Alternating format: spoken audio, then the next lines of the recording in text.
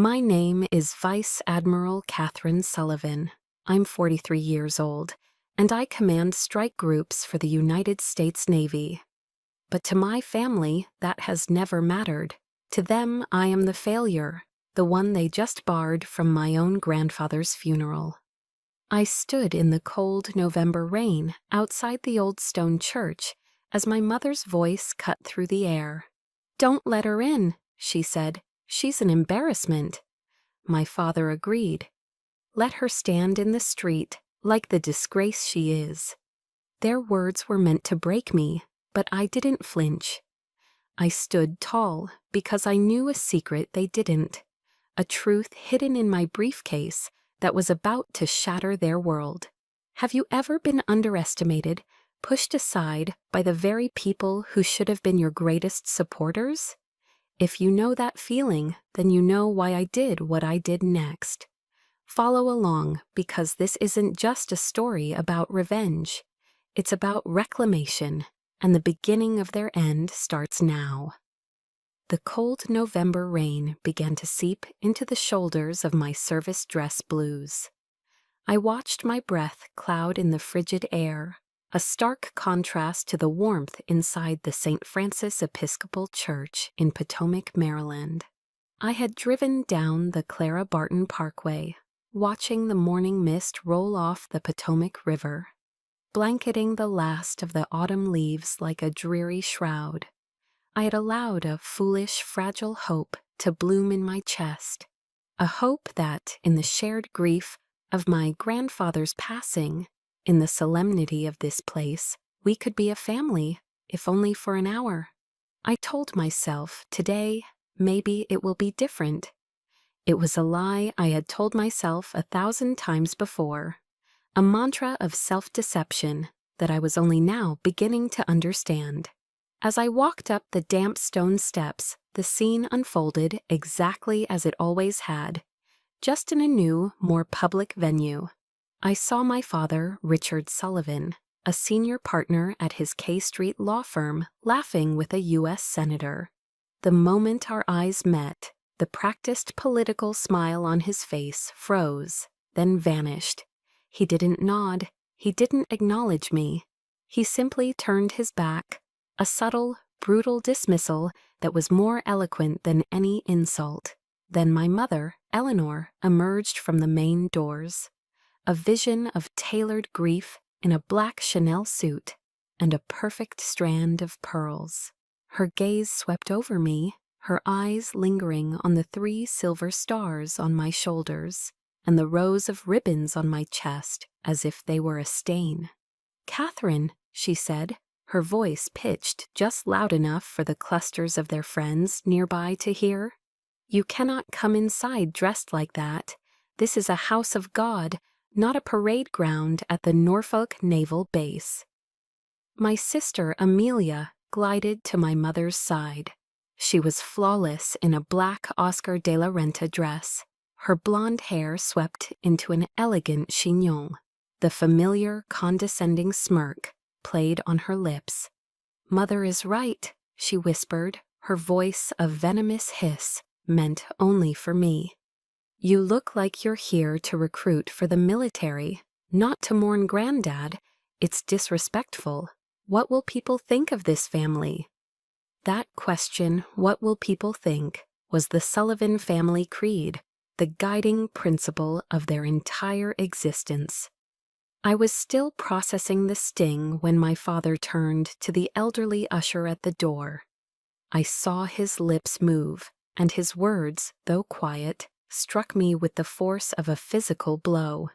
"Do not let her in," he instructed the man.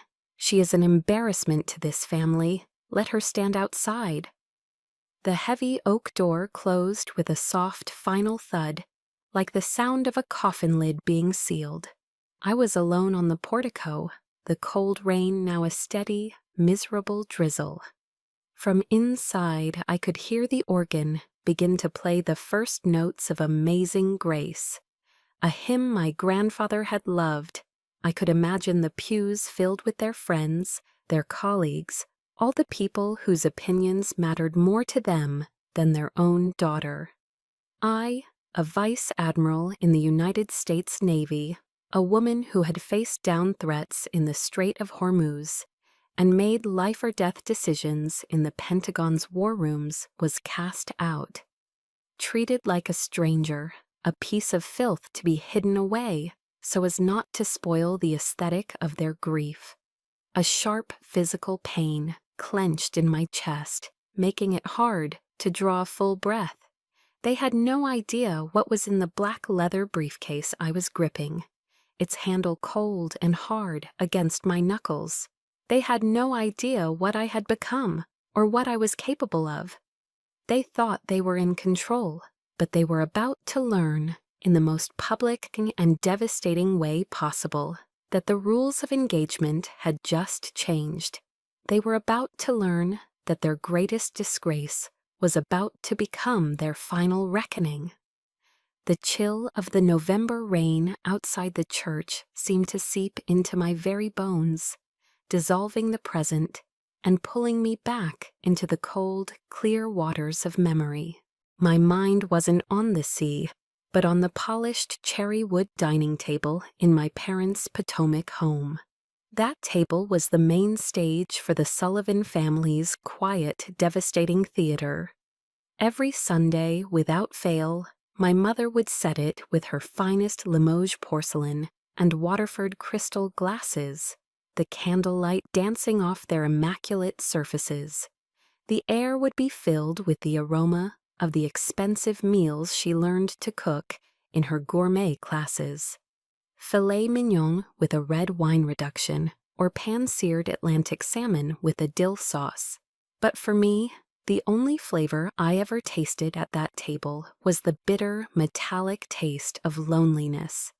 The conversation flowed around me, an impenetrable current. My father would spend the entire evening focused on Amelia, my older sister. He'd ask about her latest design projects, the influential people she was meeting in New York's fashion scene, her plans for their annual summer trip to the family's house in Martha's Vineyard. My mother would chime in, praising the cut of Amelia's new dress or the elegance of her accessories. They would discuss art auctions at Sotheby's, fundraising galas for the Kennedy Center, and the intricate politics of their country club. It was a world of polished surfaces and quiet influence, a world I orbited but could never enter. I was a ghost at their feast, a silent observer whose presence was tolerated but never truly welcomed. I remember one Sunday dinner with painful clarity. Shortly after I returned from my first overseas deployment, I was 23, full of stories I was desperate to share. I had brought gifts, a hand-woven silk scarf for my mother from a market in Dubai, and a rare single malt scotch for my father. They accepted them with polite, detached smiles. "Thank you, dear," my mother said, placing the scarf on a side table without even unfolding it. My father glanced at the label on the scotch, nodded, and then turned back to his conversation about his golf handicap. I tried to interject, to tell them about navigating through a typhoon in the Indian Ocean, about the breathtaking beauty of the port cities I'd visited. My father just nodded vaguely, his eyes fixed on his glass of Cabernet Sauvignon. My mother interrupted me with a sigh. "It all sounds so dangerous, Catherine. Perhaps you should think about a safer job on shore, something more suitable." Her words weren't a mother's concern. They were a dismissal, a clear signal that my world, my achievements, my very life were uninteresting and inappropriate. I sat there, pushing a single asparagus spear around my plate with my fork, feeling more isolated than I ever had in the middle of the ocean. The only person who ever threw me a lifeline at that table was my grandfather, Harold. He would often join us for Sunday dinner, a quiet, steady presence in the storm of their social chatter. He was the only one who would turn to me, his eyes clear and direct, and ask the questions no one else cared about. "How's the ship, Kate? What's the morale of your crew? Have you seen the Southern Cross yet? He would tell his own stories of his time as a young officer on a destroyer during World War II, of Pearl Harbor and the Battle of Midway, his voice full of a quiet pride that my father found tedious. "That's enough, Dad," my father would often say, cutting him off. "Let's not bore everyone with old war stories." But I would listen, captivated.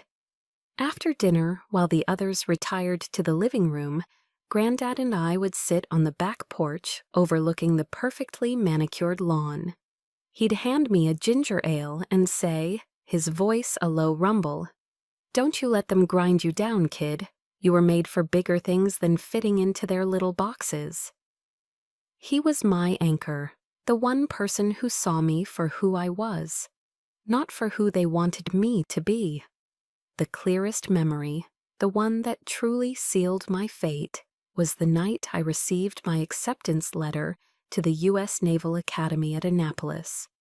I ran downstairs, my heart pounding with a joy so pure it felt like it would burst.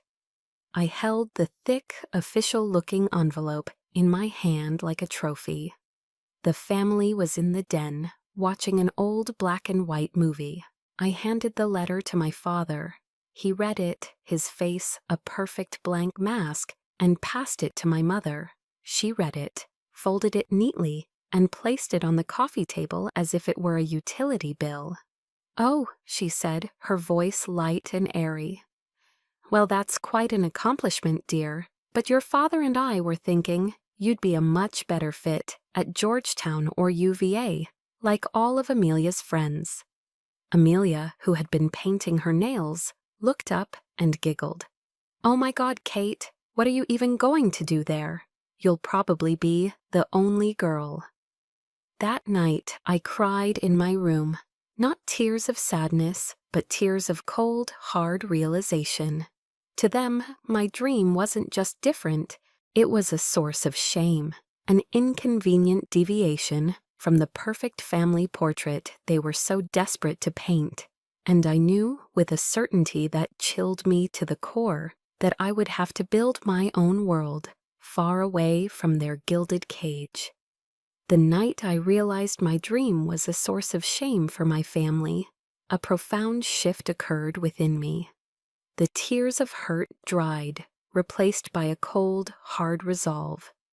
I asked myself one question in the darkness of my childhood bedroom. If their world won't have me, why not build my own? My answer to that question led me to a sweltering June morning in Annapolis, Maryland. I left the house in Potomac with a single duffel bag. My parents' farewell was a brief, sterile affair at the front door, filled with hollow pleasantries about staying safe. There were no lingering hugs, no tears, just a quiet closing of the door behind me. The moment I stepped through the gates of the United States Naval Academy, I entered another universe.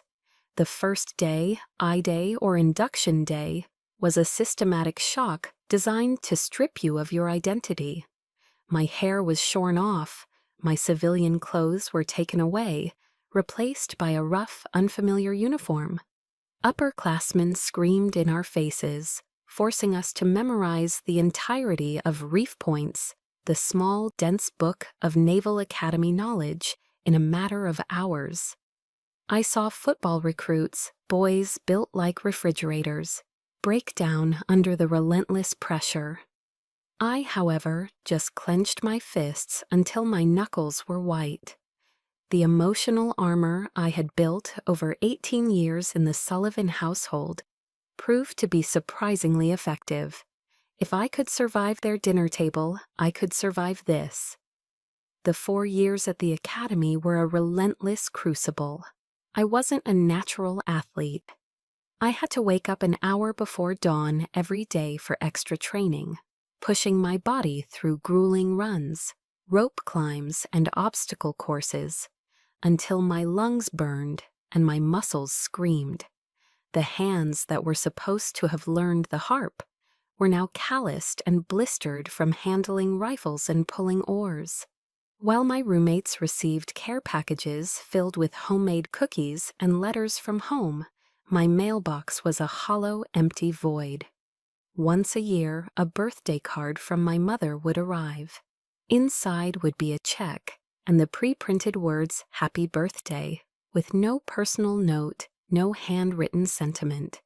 I used the money to buy textbooks on naval engineering and strategic warfare. Every night, long after the rest of Bancroft Hall had fallen silent, I would study under my small desk lamp, telling myself that every formula I mastered, every chart I memorized, was another brick in the foundation of a life they could never touch. Graduation day was bright and sunny. The Navy Marine Corps Memorial Stadium was a sea of proud families, their cheers echoing in the warm air. When my name was called, I walked across the stage, accepted my diploma, and was handed my officer's sword. I scanned the massive crowd, searching for a familiar face out of a foolish, lingering habit. Of course, they weren't there. Amelia had an incredibly important debut of her fashion collection in New York that same weekend. In that final, iconic moment, as we all threw our midshipman covers into the air in the traditional hat toss, I felt a profound, piercing loneliness. But mingled with it was a strange sense of liberation. I had done it, entirely on my own. The only approval I needed now was from the service I was about to join. I was no longer Catherine Sullivan, the disappointing daughter. I was Ensign Sullivan, United States Navy. My first tour on the destroyer, USS John Paul Jones, DDG-53, took me to places that had only been names on a map. We participated in the massive RIMPAC naval exercises off the coast of Hawaii, conducted freedom of navigation patrols in the South China Sea, and made port calls in Singapore and Japan. I spent my first Christmas in the Combat Information Center, watching radar screens instead of twinkling lights on a tree. I sent a long email home from the ship, trying to describe the raw power of the ocean, the camaraderie of the crew, the humbling beauty of a night sky, untouched by city lights. Weeks later, a reply came from my mother. It contained a single line. "Sounds busy, be sure to wear a warm coat." No questions, no encouragement. It was in that moment that I finally, truly stopped hoping. I learned to find my family in the steady hum of the ship's engines, in the easy banter with my shipmates in the mess decks, and in the unspoken trust of the men and women I led.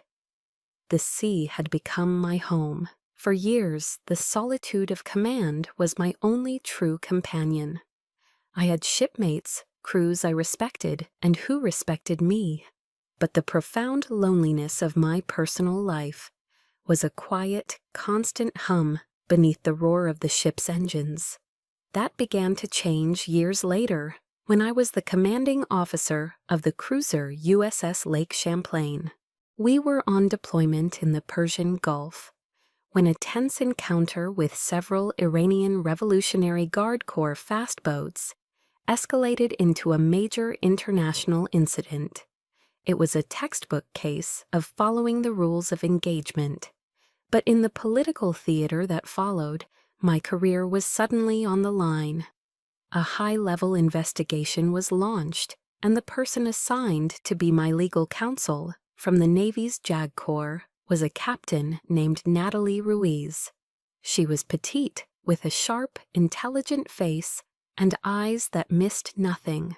Unlike the other investigators who only saw the incident through the cold lens of reports and regulations, Natalie flew out to meet me on the ship. She spent hours in my stateroom, not just interviewing me, but listening. She spoke with my tactical action officer, my navigator, my weapons officer. She understood the immense pressure of making split-second decisions in the tight confines of the Combat Information Center, with incomplete intelligence and the threat of escalation hanging in the air. She didn't just defend my actions, she understood the why behind them. She fought for me not just with the law, but with empathy. After I was fully exonerated, I invited Natalie to dinner to thank her. We went to a casual seafood restaurant in San Diego's Little Italy, a place with outdoor seating and a good selection of local craft beers. That night, over plates of grilled fish tacos and a couple of hoppy IPAs, something in me loosened. I'm not sure why, but I started talking about my family. I didn't complain or vent. I just recounted the facts, laid them out on the table with the same detached precision I would use in a mission debrief. The story of my lonely graduation, the unanswered letters, the constant, draining feeling of being an outsider in my own home. Natalie just listened, her gaze steady and unwavering. When I finished, a heavy silence hung between us. I expected the usual platitudes, the well-meaning but empty phrases like, "But they're still your family." Instead, she took a sip of her beer, looked me straight in the eye, and said something that changed my life. "Well then," she said simply, "we just have to build our own family, Kate. The Navy is a hell of a family if you let it be." Her words weren't pitying. They were a statement of fact, an invitation. That simple act of acceptance, of seeing my reality without judgment, cracked a wall of ice around my heart that I didn't even know was there. From that day forward, Natalie became my closest friend, my chosen family. We kept in touch constantly, regardless of where in the world we were stationed. When I was promoted to Rear Admiral, a milestone my own family ignored, Natalie flew all the way from Washington, D.C. to Pearl Harbor, Hawaii, to be at the ceremony. She stood in the front row, beaming with a pride that was so genuine it brought tears to my eyes. When I was deployed, she was the one who sent care packages, filled not with generic items, but with things she knew I truly loved. Bags of rich, dark roast coffee, the latest thriller from my favorite author, and a stash of good dark chocolate. She was the person I'd call at 3 a.m. over a crackling satellite phone, when the weight of command felt crushing, and she would just listen, a steady presence on the other end of the line, until I could breathe again. Her friendship was a lighthouse in a perpetual fog, a simple, unwavering warmth that reminded me I wasn't entirely alone. It was Natalie who taught me that family isn't a noun defined by blood, but a verb defined by action. It's about who shows up, who listens, who fights alongside you. The lesson became painfully clear a few years ago when my father needed emergency heart surgery. I took leave and flew home. Amelia complained endlessly about having to reschedule her meetings. My mother was preoccupied with managing the social optics, answering concerned calls from their friends at the country club. I was the one who stayed at the hospital, who sat through the long hours in the waiting room, who spoke with the surgeons who made sure he had the best possible care. When he woke up from the anesthesia, the first thing he asked, his voice weak and raspy, wasn't, "How are you, Kate?" It was, "Where's Amelia?" That night, I sat in my car in the hospital parking lot and called Natalie, the tears I had held back for days finally breaking free. She didn't try to fix it. She just said, "Let it out. And tomorrow we get up and we keep going. It's what we do." She was right. I had a family. It just didn't look the way I once thought it had to. After I was promoted to Vice Admiral and assigned to the Pentagon, I settled into a life on land for the first time in decades. I bought a small, clean-lined condo in Arlington, Virginia, with a balcony that overlooked the Air Force Memorial. A quiet rhythm began to form. Early morning runs along the Potomac, the cool air crisp against my face, a stop at a local coffee shop for a black Americano, evenings spent with a good book and the quiet hum of the city. I was beginning to feel something that had long been foreign to me, a sense of peace. My relationship with my family had settled into a state of benign neglect. I sent cards on holidays and birthdays, and they mostly left me alone.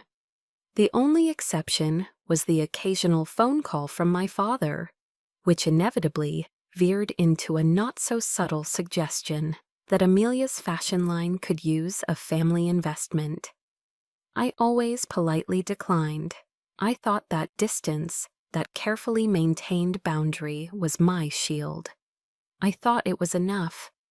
That illusion of safety shattered on a Tuesday afternoon. I was reviewing a briefing document when an email notification popped up. The subject line was from the Navy Federal Credit Union. Account overdraft notification. I frowned. It had to be a mistake. A vice admiral's salary is substantial, and I've always been meticulously careful with my finances. I logged into my online banking portal, and the floor seemed to drop out from under me. It wasn't just an overdraft. My checking account was deep in the red. My savings account, the one I had built up over 25 years of service, was completely empty. My TSP, my thrift savings plan, my retirement, had been liquidated, nearly $500,000 gone. A wave of nausea washed over me, hot and sickening. With the cold discipline of an intelligence officer piecing together a threat assessment, I began to work my way backward through years of statements. The pattern was insidious. Small withdrawals at first, then larger, recurring transfers. Extravagant purchases I'd never made. Shopping sprees at designer boutiques on Madison Avenue. Charges from high-end restaurants in Soho.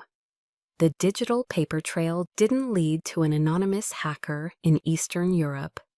It led directly back to the sprawling colonial house in Potomac, Maryland. The receiving accounts for the largest transfers all bore the names of my parents, Richard and Eleanor Sullivan, and Amelia's LLC. They had used a power of attorney form I had signed in my early 20s, a document I had naively given them before my first deployment so they could help with the bills while I was at sea.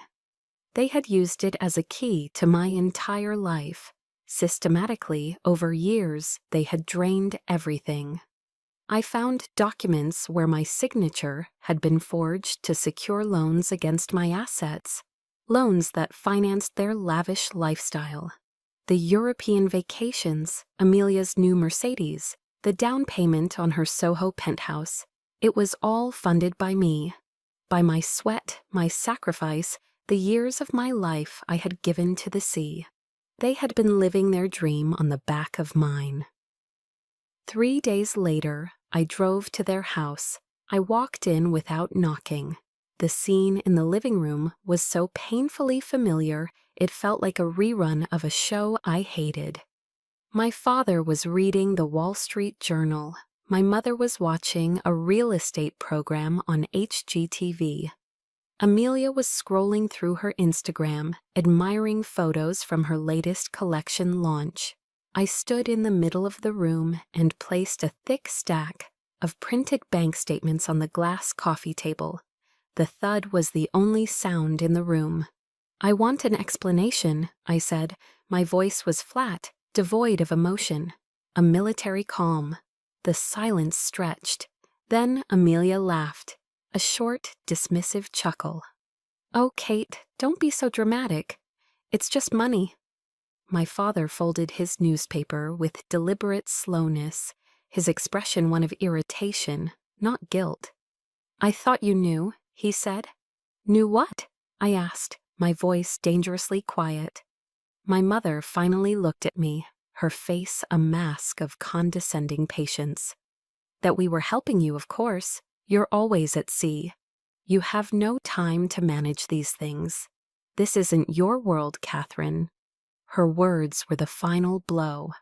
My father added, "We weren't stealing. We were protecting it, investing it. You wouldn't know what to do with that kind of money anyway. You understand naval tactics, not investment portfolios." Amelia chimed in, the final perfect twist of the knife. "Exactly. And besides, that's all taxpayer money anyway. You should be proud you could help your sister contribute something beautiful to the world." The audacity, the absolute, unshakable conviction that they were in the right, snuffed out the last ember of affection I might have had for them. I looked at the three of them, these strangers who shared my blood, and I saw nothing but avarice and a bottomless well of entitlement.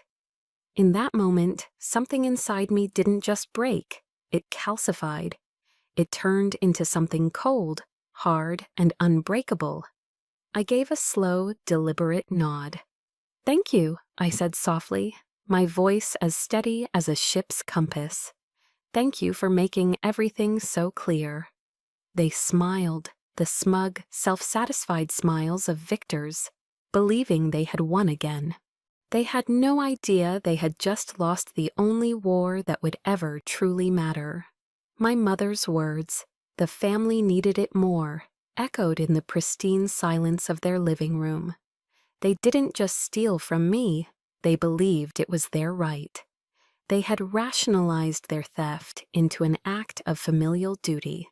My father's follow-up, his voice dripping with condescension, was even worse. "Catherine, you understand naval tactics, but you don't understand the real world, the world of money. We were protecting you from your own naivete." Amelia delivered the final, most insulting blow. "Exactly," she said with a dismissive wave of her hand. "Besides, it's all just taxpayer money anyway. Consider it your way of contributing to society through my art." The sheer, unadulterated arrogance of it, the twisting of my service into a justification for their greed, extinguished the last dying ember of family feeling within me. I looked at the three of them, these well-dressed, educated, and utterly hollow people who had raised me, and I saw nothing but strangers. In that moment, something inside of me that had been slowly dying for years finally gave its last breath. But from its ashes, something else, something harder, colder, and far more powerful, was born. I didn't argue. I didn't raise my voice. I simply held their gazes one by one.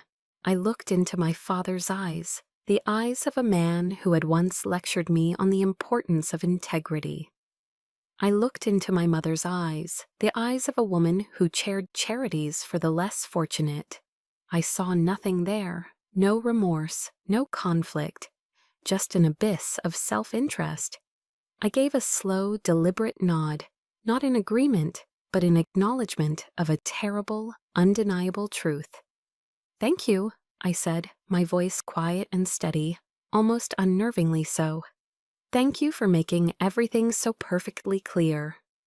A flicker of a triumphant smile crossed their faces. They thought they had won. They thought I would retreat and swallow this humiliation, just as I had swallowed all the others. They had no idea. They had just made the last and greatest mistake of their lives. I turned, my back straight, my movements precise, and walked out of that house without a backward glance.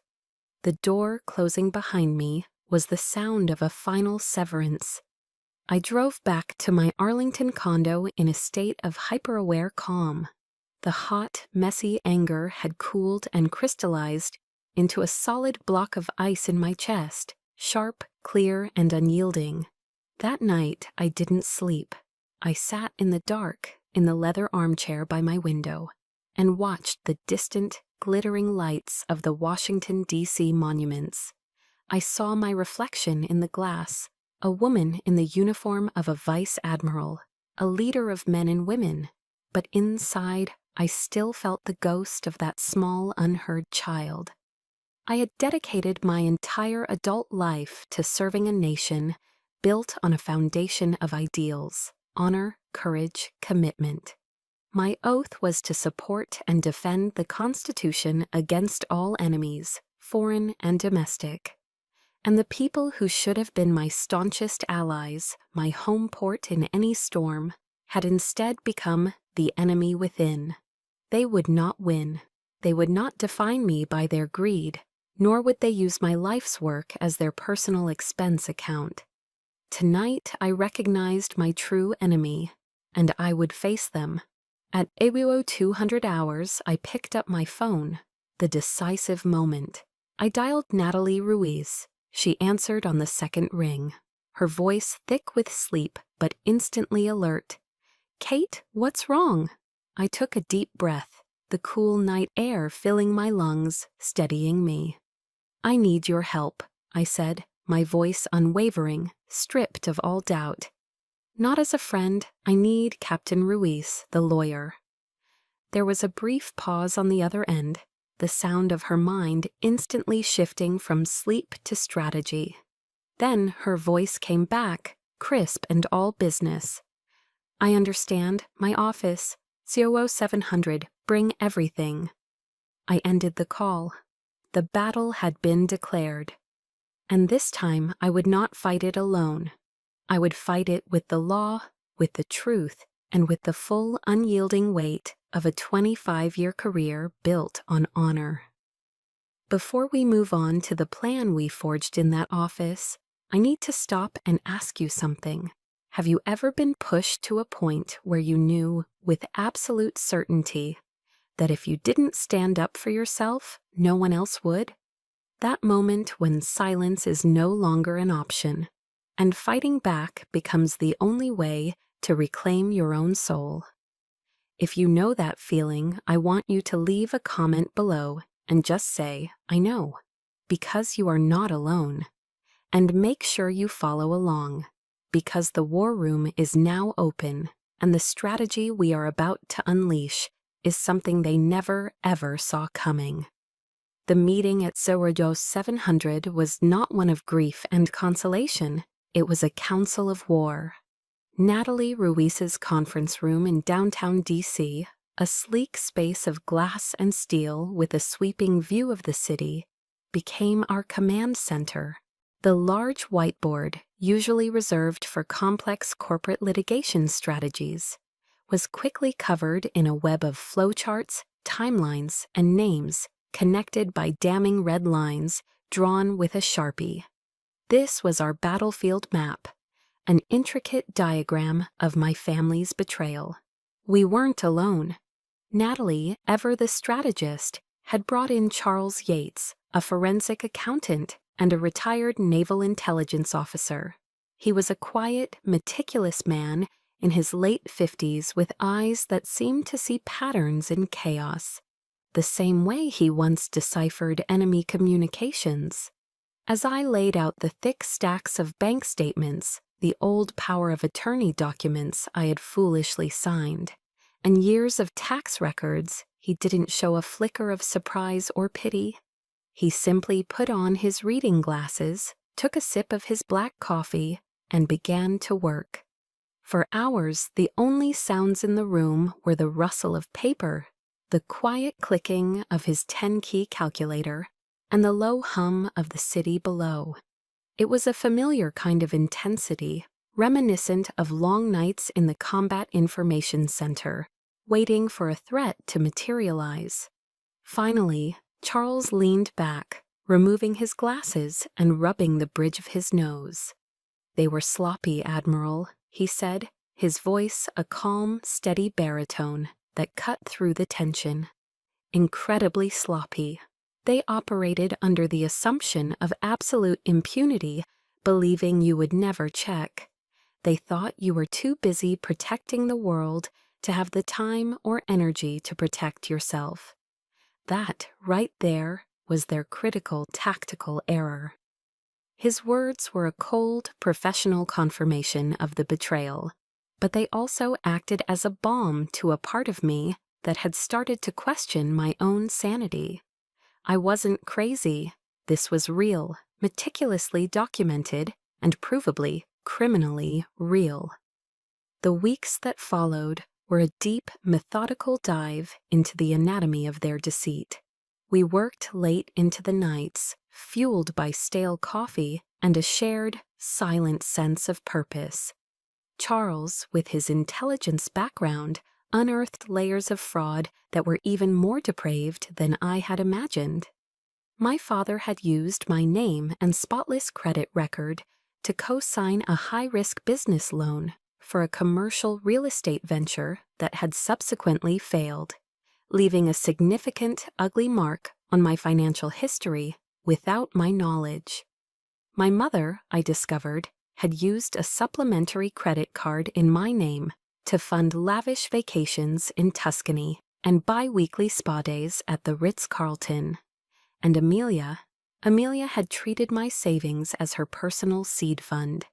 She had paid her Soho penthouse rent, hired a high-priced publicist, and thrown extravagant, champagne-fueled parties to promote her brand, all while I was on the other side of the world, living out of a duffel bag. Every receipt from a Parisian boutique, every wire transfer, every forged signature was another piece of evidence of their absolute, profound contempt for me and the life I had built. After one particularly long night sifting through wire transfer records, Natalie looked at the mountain of evidence we had compiled, her expression grim. "Kate," she said, her voice firm, all friendship put aside for legal clarity. "We have more than enough to press criminal charges, wire fraud, embezzlement, identity theft. They could face serious prison time." I was silent for a long time, staring out at the city lights. The thought of them in prison, of seeing their carefully constructed world crumble into public scandal and orange jumpsuits, didn't bring me the satisfaction I thought it would. It felt like their kind of justice, loud, messy, and public. Not mine. I wanted something else, something more powerful. I wanted the truth to be deployed with the precision of a guided missile, striking not their freedom, but their pride, right in the heart of the world they valued most. The breakthrough, the weapon I was looking for, came on a quiet Saturday afternoon. My grandfather's funeral was just days away, and I was going through some of his old boxes he'd left with me, looking for a photograph to give the eulogist. Tucked away at the very bottom of a heavy oak sea chest, one carved with the silhouette of a Fletcher-class destroyer, I found it. Beneath his neatly folded dress blues and a small case of tarnished Tawabubu medals was a thick, yellowed envelope. My heart hammered against my ribs as I recognized his elegant, deliberate handwriting on the front. With hands that suddenly felt unsteady, I carefully slid my finger under the seal. Inside was his original, notarized last will and testament, dated just 5 years prior. He had left his entire estate, the sprawling Potomac house that my parents were living in, his sizable investment portfolio, his rare book collection, to me. A handwritten letter was attached with a simple paperclip. For my granddaughter Catherine, it read, "The only one in this family who truly understands the meaning of the words honor and service. Use this to build a good life, the one you deserve. Don't let anyone take that from you." I sank to the floor, the documents trembling in my hands, as the first real tears since this ordeal began streamed down my face. They weren't tears of pain, but of overwhelming gratitude and validation. He knew. Somehow he had known all along. And he had provided me with the ultimate weapon. The very foundation of their social standing, the house they entertained in, was legally mine. The investments that fueled their lifestyle were mine. I called Natalie immediately, my voice thick with emotion. I read her the contents of the will. There was a stunned silence on the other end of the line. Then I could almost hear the smile in her voice as she spoke, her tone now filled with a thrill of anticipation. "Kate," she said, "that's not a smoking gun. That's a nuclear warhead, and we have the perfect time and place to detonate it." My grandfather's funeral. The stage was set. And so we return to the cold, damp portico of St. Francis Episcopal, where I stood alone in the rain. My family was inside, cocooned in their performance of grief. They believed they had won, that they had successfully exiled their inconvenient problem. But the overture was just beginning. Just as the organ inside swelled, a new sound cut through the quiet drizzle. A sound I knew better than my own heartbeat. It was the sound of precise, synchronized footsteps, the sharp, rhythmic cadence of military boots striking pavement in perfect unison. From down the street, a formation of sailors from the U.S. Navy, ceremonial guard, emerged from the mist, their white gloves stark against the dark wood of their M1 Garand rifles, held with flawless discipline. They didn't march toward the church entrance, they marched toward me. They formed two perfect ranks on either side of the walkway, creating a corridor of honor that led directly to where I stood. The hushed conversations among the mourners outside ceased. Heads turned. A ripple of confusion and awe spread through the crowd of Washington's elite. The senators, the lobbyists, the partners from my father's law firm. They knew this was not part of the civilian program. On the church steps, I saw my father's face tighten, my mother's hand fly to her pearl necklace, in a gesture of nervous shock. Amelia's smirk finally faltered, replaced by a look of sheer, undisguised bewilderment. They knew this was a display of power, but they couldn't comprehend its source or its target. They only knew that their carefully orchestrated event had just been commandeered by a force they could not control. Then a black sedan, with a small 4-star flag on its fender, pulled silently to the curb behind the honor guard. The door was opened by a driver, and a man in the immaculate blue uniform of a full admiral stepped out. It was the Chief of Naval Operations, the CNO himself, the highest-ranking officer in the entire United States Navy. He was a living legend, a man whose command decisions shaped global events, a man my father would have given a fortune to have at his dinner table. He ignored the stunned crowd, his gaze fixed, and walked with quiet authority through the corridor of sailors directly toward me. The world seemed to hold its breath. The only sound was the gentle patter of the rain on the stone. My family on the steps looked like statues carved from ice, their faces a mask of dawning horror. They were beginning to understand. This wasn't a coincidence. This was a message. The CNO stopped exactly 3 paces from me. He removed his officer's cover, holding it crisply against his chest. Then, with the deepest respect, he executed a perfect formal salute. "Vice Admiral Sullivan, ma'am," he said, his voice calm but carrying with an authority that resonated across the entire churchyard. "I and the United States Navy are here today to honor the life of a great sailor, Petty Officer Harold Sullivan, and to recognize the distinguished service and courage with which you continue to serve this nation." I returned the salute, my own movements sharp and steady, my eyes locked on his.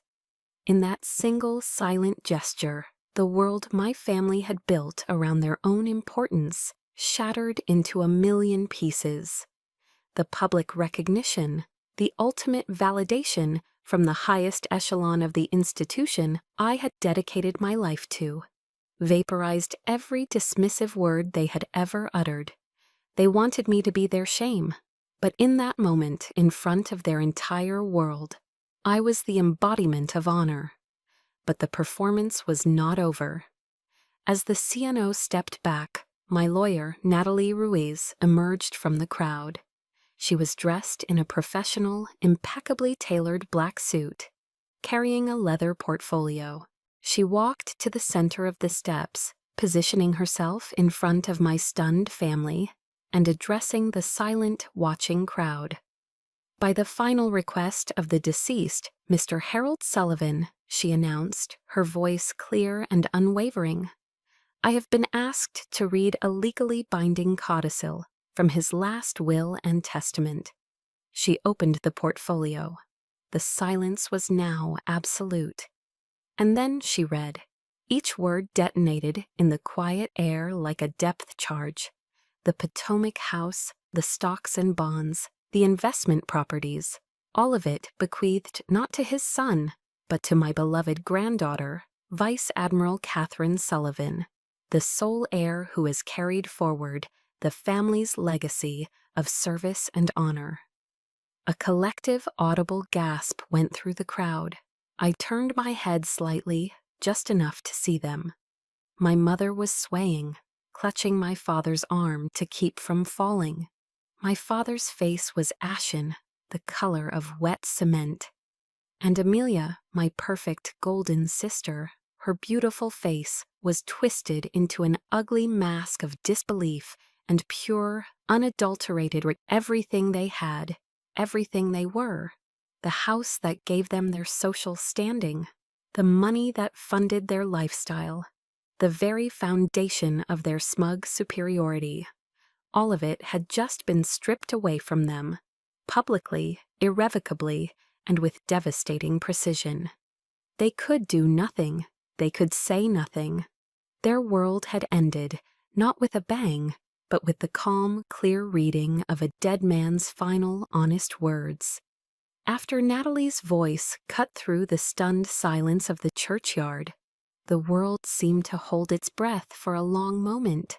The Chief of Naval Operations, his duty done, gave me one final, respectful nod before he and the ceremonial guard departed as precisely and quietly as they had arrived.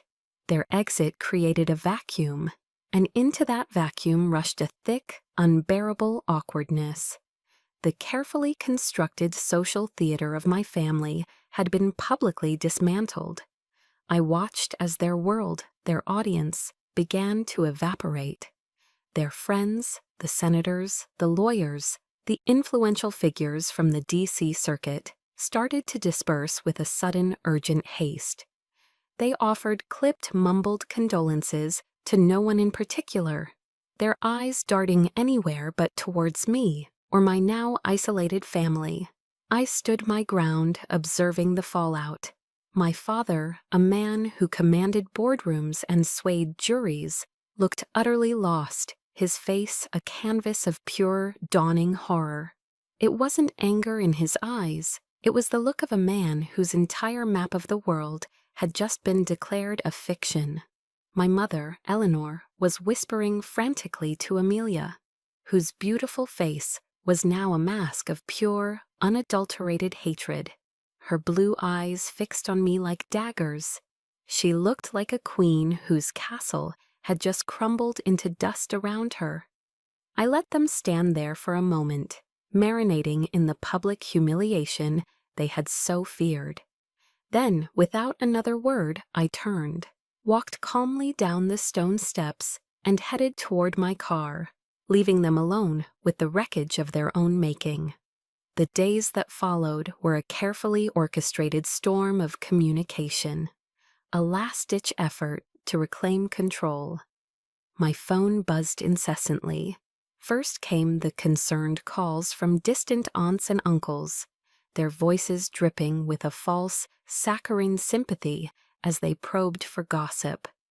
"Kate, dear, I heard there was some misunderstanding at the funeral. Is everything all right?" I let them all go to voicemail. Then came the vitriol from Amelia, a barrage of text messages that vibrated with her rage. "You've destroyed this family. You are a selfish, unnatural monster. All you've ever cared about is yourself and your stupid career." I read them, a strange sense of detachment washing over me, and then deleted the entire thread. Finally, the more formal assault began. Emails from my father's attorney, a man I'd known since I was a child, now formally requesting a constructive discussion to resolve this sensitive matter as a family. The irony was staggering. I forwarded every single message, every email, every saved voicemail to Natalie. She became my firewall, my impenetrable defense. In response, she sent a single, concise legal letter to their lawyer. It was a masterpiece of cold, professional efficiency, stating that all future communication must be directed through her office. It also officially informed them of our intent to begin the legal process of executing Harold Sullivan's will, and, pointedly, to initiate a full forensic audit of my finances. During the years, the power of attorney was active. The boundary had been drawn not in sand, but in concrete and steel. There was only one call that managed to slip through the barricade. It came a few days later from an unknown number. It was my mother. Her voice, usually so clipped and brimming with social superiority, was thin and laced with a poorly concealed panic. "Catherine," she began, "what do you think you are doing? You are destroying your father's reputation.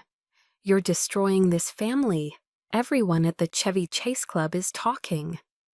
I listened in silence, recognizing the familiar refrain. "What will people think?" She continued, her voice cracking now, taking on a tone that bordered on a plea. "We can fix this. Just tell your lawyer to stand down. We can talk. Your father and I, we can give you some of it back." Some of it. The phrase hung in the air, a perfect summary of their entire worldview. I took a deep, steadying breath. "Mrs. Eleanor," I said, the formal address feeling both alien and absolutely correct on my tongue. For the first time, I wasn't speaking to her as a daughter seeking approval, but as an equal. This was never just about the money. It was about respect. And that is the one thing you and your family can never give back to me, because you never had it to begin with. Please do not call me again." I ended the call before she could form a reply, the click of the phone a final, decisive sound. The severance was complete. It was painful, yes, but it was also necessary. I had won. The legal proceedings were, as Natalie predicted, swift and straightforward. The house was mine. The money was being recovered. I had taken back everything they had stolen. But as I sat in my quiet Arlington condo, looking out at the city lights, the thrill of victory I had anticipated never came. Instead, there was a strange, hollow emptiness. It was the silence after a long, brutal battle, when the adrenaline fades and all that's left is exhaustion and the dull throbbing ache of your wounds. Natalie came over that evening, bringing a bottle of good Pinot Noir and 2 glasses. We sat in comfortable silence for a while before she asked gently, "Are you okay?" I shook my head, the gesture feeling heavy. "I don't know," I admitted, my voice quiet. "I feel like I just amputated a part of myself. It was gangrenous, I know, but it still hurts." She reached over and placed her hand on mine, her touch warm and steady. "It's supposed to hurt," she said softly. "But this is the pain of healing, Kate, not the pain of the infection spreading. You're free now." Free. The word echoed in the quiet room, full of a weight and a terrifying possibility I was only just beginning to understand. The legal process unfolded just as Natalie had predicted, swiftly and decisively. Faced with an avalanche of irrefutable evidence, my family's lawyers advised them against a fight they could not win. The transfer of the Potomac house into my name, the reimbursement of the stolen funds, plus interest. It was all settled out of court, a quiet, anticlimactic end to a lifetime of turmoil.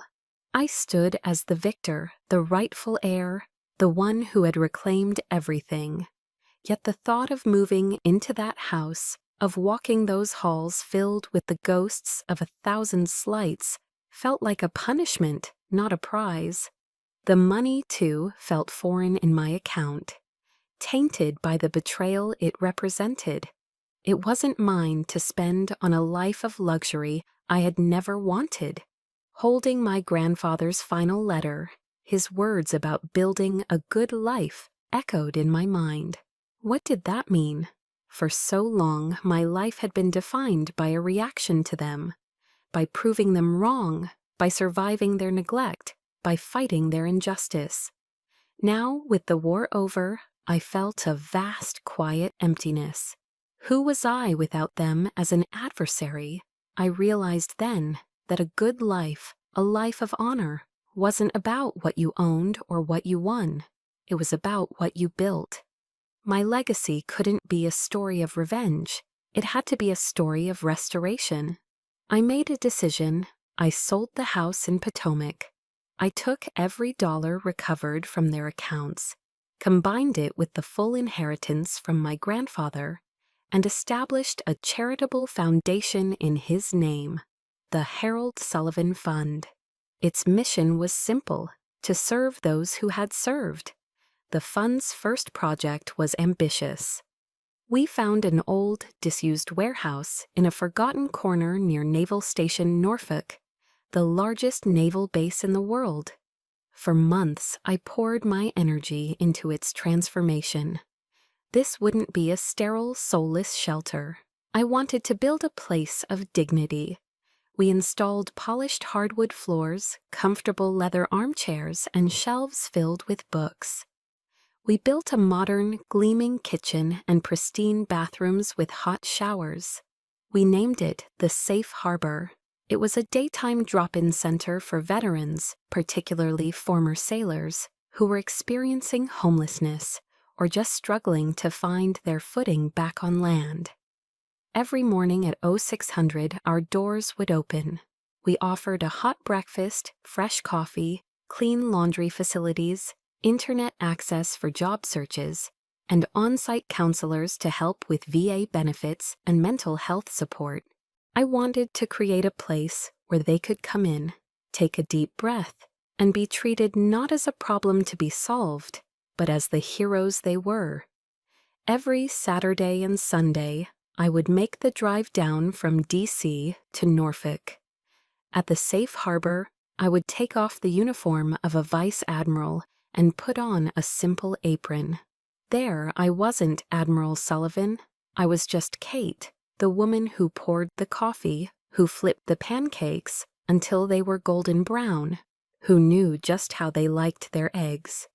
I was the one who would sit down at a table and just listen. I heard stories that would break your heart, stories of brutal firefights in Fallujah, of the crushing, silent loneliness of life on a submarine, and most painfully, stories of families that had fractured under the strain of war and PTSD. They were stories of men and women who had given everything for their country, only to come home and find they no longer had a place to belong. In their company, among these quiet, resilient souls, who understood the language of unspoken scars, I found the deepest connection of my life. This was my crew. This was my ship. One morning, an old chief petty officer, a Vietnam vet with eyes that had seen too much, watched me as I refilled his coffee cup. He nodded slowly and said, "You know, Admiral, you show up. Every weekend, you're here. That means something." He was right. It meant everything. It was in these small acts of service, the simple offering of a hot meal, a warm smile, a listening ear, that the deep wounds inside me began to heal. I had found my true family, a family forged not by blood, but by shared experience and mutual respect. A year to the day after the funeral, a letter arrived, addressed simply to Kate at the safe harbor. There was no return address. Inside, on a single sheet of his law firm's expensive stationery, was a message in my father's shaky, unfamiliar handwriting. It was just one sentence. "I hope you find the peace you deserve."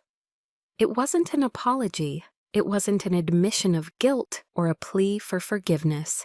But it was an acknowledgement, a white flag from a man who had never admitted defeat in his life. For me, it was enough. It didn't erase the past, but it allowed me to close the door on it without slamming it shut. Some wounds never fully disappear. They become a part of who you are. I folded the letter and placed it inside my grandfather's old oak box, alongside his medals and his final words to me. That evening, I stayed late at the center, long after the last veteran had left and the volunteers had gone home. I sat in one of the comfortable armchairs, the room filled with the lingering, comforting smell of coffee and bacon. I looked around at the space we had built, a place of warmth, of dignity, of community. I hadn't let their bitterness define my future. I had taken the inheritance of their betrayal and transformed it into a legacy of kindness. They had tried to write my story for me, to cast me as the failure, the disgrace. But I had taken back the pen. I had written my own ending, and finally, after a long and turbulent voyage, I was home. I had built my own safe harbor. Thank you for staying with me until the end of my story. Before we say goodbye, I have one last question for you. Where are you listening to this from? Is it a quiet morning with a warm cup of coffee, or a late night when stories like this one keep you company? Wherever you are, I hope you know you're not alone. If my journey has resonated with you, I hope you'll consider subscribing. It's more than just a channel. It's a community for those of us who believe in second chances and in building our own safe harbors. Take care, and I'll see you in the next story.